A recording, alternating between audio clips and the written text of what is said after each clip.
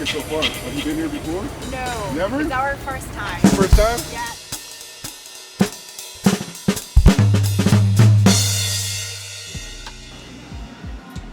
Oi, pessoal. Hoje eu tô aqui com um entrevistado super especial, que é o Kenyatta Leal. Ele é fundador do Last Mile, que é uma iniciativa que ajuda na reintegração de prisioneiros, de pessoas que passaram um tempo na prisão, para que elas sejam reintegradas à sociedade através dos projetos de tecnologia. Então ele tem uma história super especial para realmente falar como a tecnologia não só funciona como uma maneira, uma forma de ajudar as pessoas a retornarem à sociedade, mas também é uma forma de ensinar, de colocar a educação como um primeiro passo para as pessoas desenvolverem cidades muito mais inteligentes. So, Kenyatta, thank you very much for your time. Thank you very much for this interview. And I'd like to ask you, so could you explain a little bit like how was your journey to work with Last Mile? Yes, first of all, thank you guys for coming. Thanks for having me on the show. So I ended up going to prison as a young person in 1991. I committed an armed robbery with a friend of mine. We got away with some money, and about a week later, he went back to the same place and robbed the same place again. Ended up getting caught, and during his interrogation, he ended up telling the police about me and an initial robbery that we did. And so I was arrested because of that information and ended up going to prison for 5 years. While I was in prison, I hadn't learned anything about, why I went to prison. All I did was, while I was there, was just blame my homeboy for snitching on me and blame the judge and everybody else. And, basically got out of prison in 1994 with the same mindset that I went in with, which was a very dangerous combination for me to have because within 5 months of my release, I had fallen back in with the same crowd, and within 5 months of my release, I was pulled over on a routine traffic stop. And because I was on parole at the time, the police were able to search my car. And when they searched my car, they found a firearm. And to make a long story short, I was later convicted of being an ex-felon in possession of a firearm. The significant piece there is that at that time, California had passed the 3 strikes law, which meant that any 2 felonies, the 3rd felony that you're convicted of means life in prison. And even though these 2 convictions that I had came from the same crime, they still counted as 2 strikes when the law came out. And therefore, the gun possession charge served as my 3rd strike, and I was sentenced to 25 to life in prison. Now, I was 25 years old at the time, in deep denial about the role that I played in getting myself there at that point. And, for probably about the first 5 or 6 years that I was in prison, that's what I did. I was in denial. I blamed everybody else. And, I was receiving some tough love from a good friend of mine who basically set me straight on a phone call that we had. He basically told me that, it wasn't the judge that put me in jail. It wasn't the 3 strikes that put me in jail. What put me in jail were the bad choices that I was making, and that I deserved to be in jail for those crimes that I committed. And at the time, I didn't understand how my friend, could be my friend and tell me something like that. I started blaming him for telling me that. But the more that I thought about the words that he said, the more that it rang true in my ears that I was the problem. I made the choices. I'm the one that, had the gun in my car. I'm the one that did this robbery. So therefore, I'm the one that's responsible for me being here. And that was a tough pill to swallow. But I tell people all the time that was probably one of the most significant points in my life, because right then when I realized that I was the problem, I also realized that I was the solution. Because if I have the power to create all that negativity in my life, then I must have the power to create something positive. And so right then I did probably the most important thing that I did since I was in prison was to ask for help. And I started reaching out and asking for help from people around me. How do I turn my life around? In prison, there's no manual of how to turn your life around. You just have to figure it out on your own. And so I started asking for help, and a good friend of mine started working with me, and he was an older guy who'd been in prison for a long time, and he just asked me straight up, he said, youngster, what is important to you? And so I started thinking about it. He pulled out a little piece of paper and a pencil, and he said, write down the 10 most important things in your life. So I wrote these things down, and I gave him the piece of paper, he looked at it, and he looked me square in the eye, and he said, youngster, you got 24 hours in a day. You work 8 hours, and you sleep 8 hours. How many of those remaining 8 hours do you devote on this piece of paper are the things that you say are important to you? And right then it was like a kick in the gut for me, because I realized that while I was talking about what was important to me, it wasn't showing up in my life in that way, Okay. So Yep. I did probably the most important thing that I did when I was in prison, which was learn how to ask for help. And when I learned how to ask for help came from many different directions. And so, one of the things that I said was important to me on that piece of paper was my education. And so I ended up going back to school, getting my high school equivalency called the GED.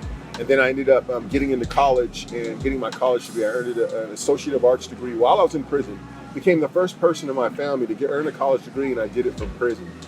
And, I also said that my family was really important to me. When I went to prison, I disgraced my family name. I grew up in a single parent household, and my mother took care of me and my two brothers, and she raised me better than this. But, I made bad choices, and I had to pay the consequence for that. Part of the consequence was dealing with the anguish that I put my mother through. That was really hard.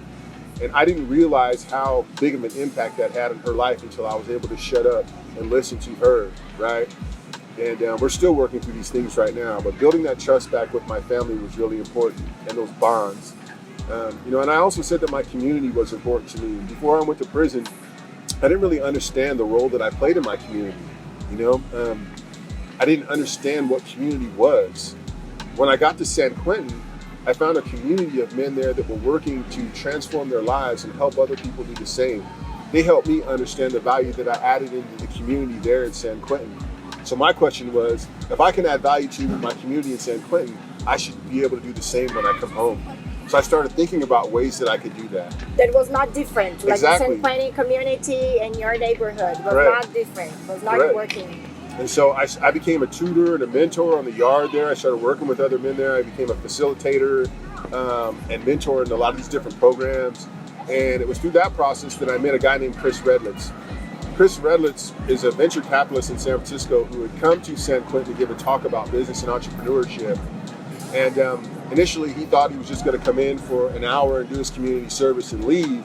But what he found inside San Quentin were a group of men who were really smart and engaged and wanted to learn more about entrepreneurship. And so what started as an hour-long meeting turned into like a 3-hour-long meeting.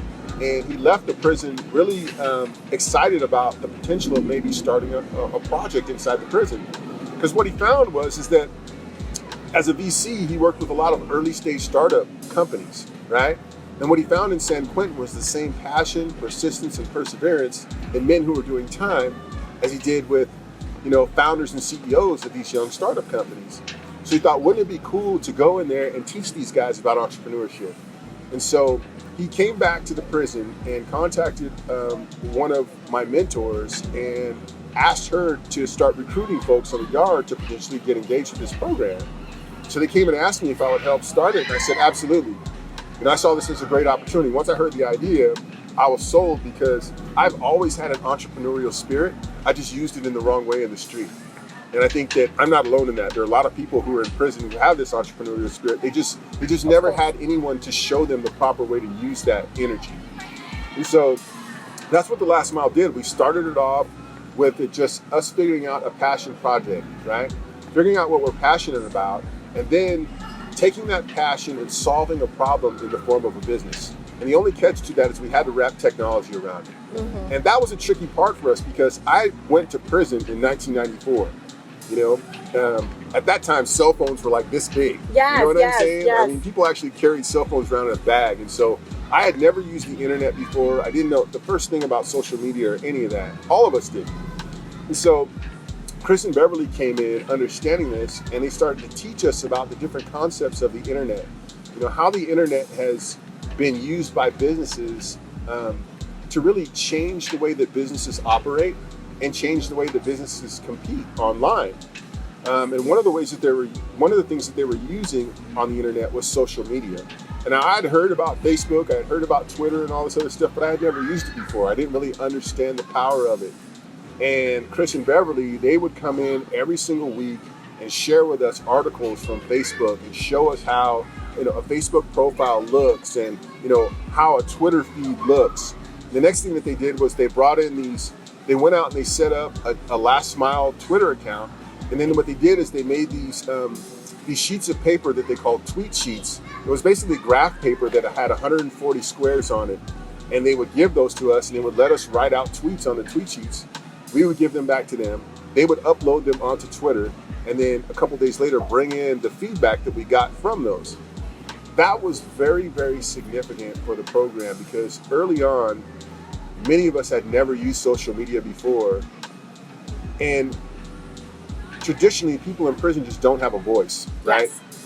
Social media gave us a voice. Great. Twitter gave us a voice that we didn't have before. And I A thought was representation, a place to be.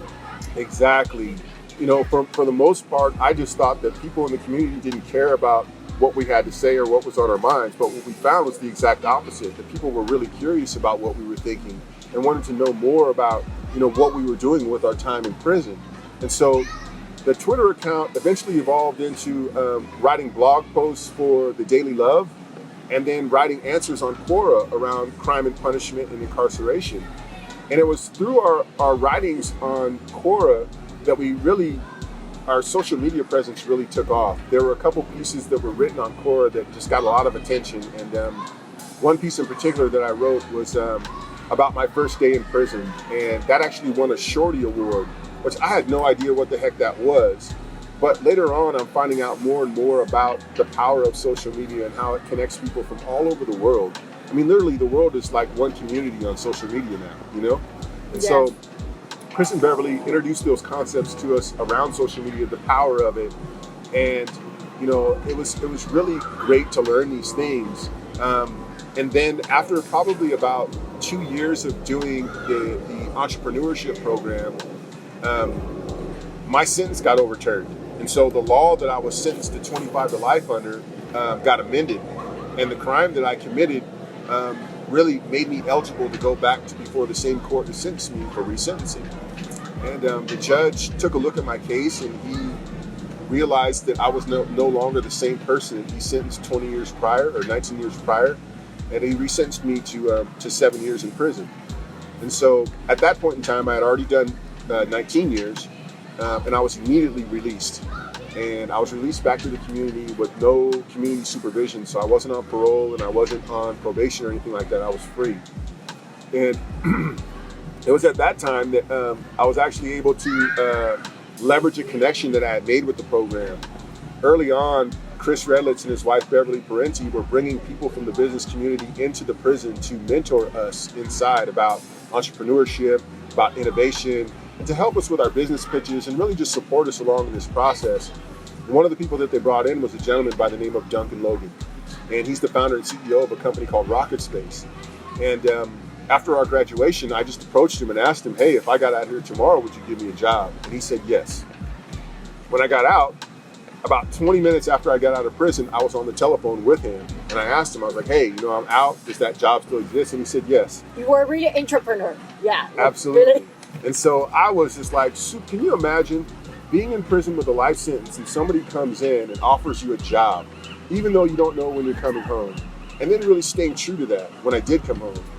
I mean, I went into that job just so eager to just prove everyone wrong, right? I mean, I know he went out on a limb to give me this opportunity, and there are people that were probably questioning that decision that he made, but I wanted to prove them wrong and prove him right. So I made up my mind, I'm gonna come in early, I'm gonna stay late, I'm gonna do everything that nobody else wants to do, I'm just gonna do whatever it takes. And it was that mentality that allowed me to level up from an intern into a team leader position and then ultimately into a management position. It was a really quick period of time, right? Correct. Yep. This all happened within probably the first year and a half that I was out. And once I was in the management position, I stayed in that position for about 4.5 years. And then I transitioned into a sales position. But while I was in the management role, I was able to hire other people from our program who had gotten out of prison as well and help them get on the right trajectory for success too. And so, I mean, I look at this opportunity that I've had with TLM or The Last Mile as being, you know, a really, really fantastic opportunity. In a lot of ways, I'm like living the dream because what I'm really passionate about today is helping, you know, men and women who are coming back to the community understand the value that they bring and how can they, you know, share that value with the community and really make a difference in solving the problems that exist. Because who better to solve the problems in their community than the people who actually created them, right? Of course. And so today, I mean, in my younger years, I never would have even considered this, but today I work with community officials to help solve some of the larger issues. And it's very, very fulfilling in a way that I never imagined possible. So I feel very blessed. And like what you're telling me about the last mile is really interesting. It's a really good case for Brazil too, because always we just think that prison is just punishment, but we need to think more about like reintegration and how can education really to make these people to understand that they are really important for their communities when they finish their sentence, like the period in prison, and come back for the community.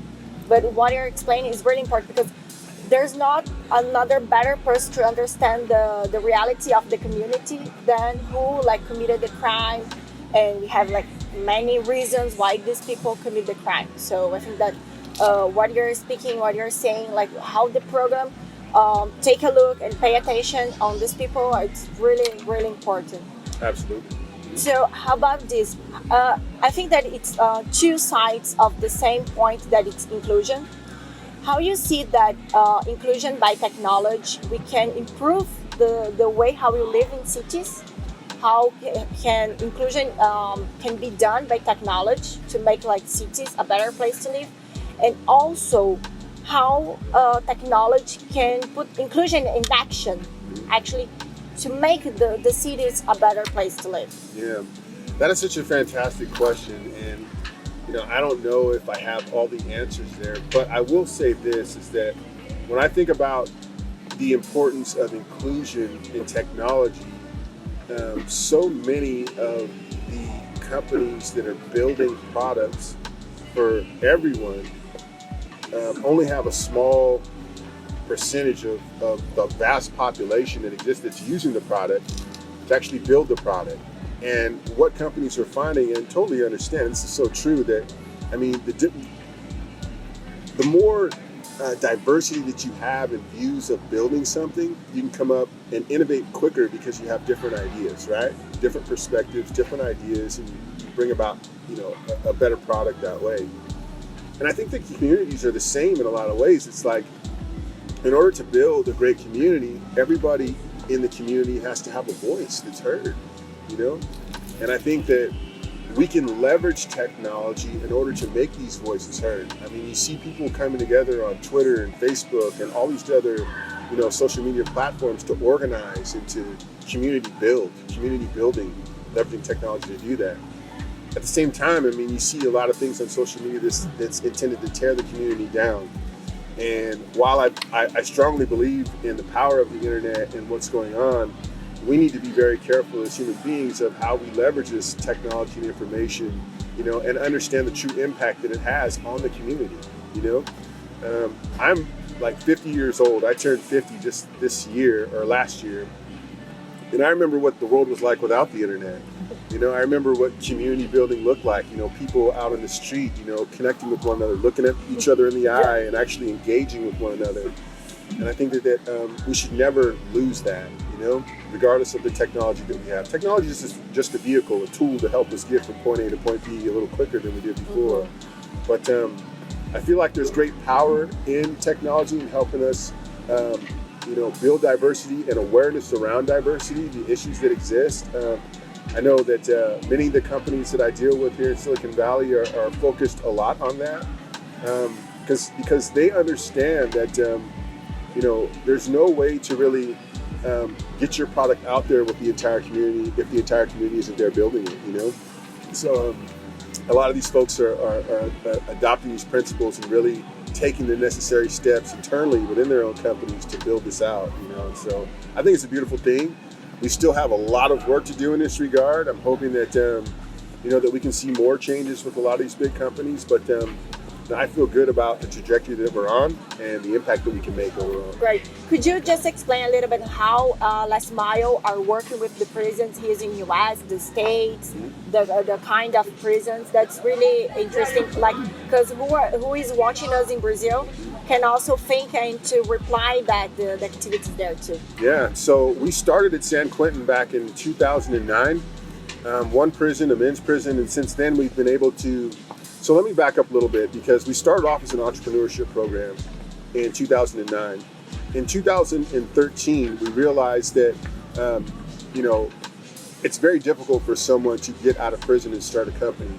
But we wanted to equip folks coming out of prison with a 21st century job skill. And so what better skill to have than software development skills when you come and enter the workforce? I mean, it really is a great skill to have. And so we started teaching software development. We got the program up and running in 2014.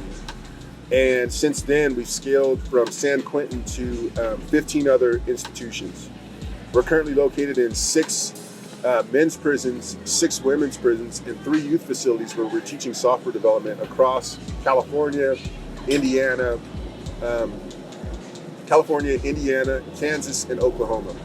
And we've received funding from some large companies like Google and Chen Zuckerberg, which is part of Facebook, Stand Together, Coke Industries. There's a lot of people coming to support what we're doing, and it feels great to know that we're making an impact in the communities. And I go back into the jails and the prisons and I speak with people, and to go in there and see the hope in these men and women's eyes that there's a better future for themselves, to me, it makes it all worthwhile, because without hope, we're not even human if you don't have hope, And so I feel really great about where we're at and where we're going. Great. Yeah. And as you are working for the community, the last mile is really worried about how people can help their places, their neighborhoods, to what we talk about, how to be a smart group for a smart community, to smart cities, and after to smart nation. What is your advice for young urbans? Well, it's funny that you say that, because in technology, entrepreneurs are trying to build MVPs to bring to market, right? At the last mile, each and every person that's in there is trying to build an MV me, a most valuable me that we can bring back to the community. Because we understand that if these folks that are coming out of jail, if they are an asset to themselves and to their families and to their community, they're no longer tax consumers, they're taxpayers. They're actually contributing to the community and building the community. And so that's what we're all about. This is, on the surface, it looks like a technology company, but at the end of the day, what the Last Mile really is, in my mind, is a community building organization. We are helping people understand the value that they have to contribute, and we are working really hard to grow that. And so my message to young folks out there would be to understand their value and their worth, and never lose that sense of purpose in life, and work really, really hard to add value to your community. Great. Yep. Oh, thank you very much, Kenyatta. Absolutely, thank you. I think that more than me, everybody who's watching this interview learning more how they can help their communities and make bring the hope for their neighborhoods. Yeah. Thank you very much. Absolutely. And if you want to learn more about the Last Mile, you can go to lastmile.org and check out our website there. You can also check out the Last Mile Works, which is our software development shop where we're actually building websites for organizations out in the world. So if you have an organization out there where you need a website built, contact us and we can help you out. Great, Yep. Great. So please contact him, this amazing journey, and help more people to help their cities. Great, thank you. Thank you so much. Thank you. Então, se você gostou dessa entrevista, inscreva-se no canal, dê like e compartilhe para a gente ter mais vozes nas nossas comunidades.